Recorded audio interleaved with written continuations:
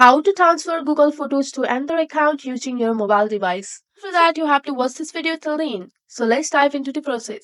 Method 1 is you have to share your album with a new account. Open the Google Photos app on your current device here. Once you have opened up your current device, after that you have to select the photos or album here.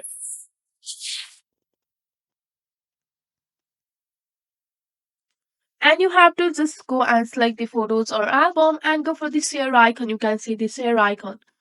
Once you are on your share icon here, you can tap the share icon here. You can see that. And you have to enter your email address of your Google account that you want to transfer the photos to.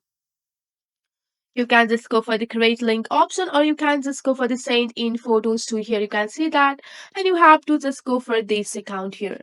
Then you will easily transfer your Google Photos to another account using this method. That's it for today. If you like this video, please hit that like button and subscribe for more. I will see you in the next one. Thank you.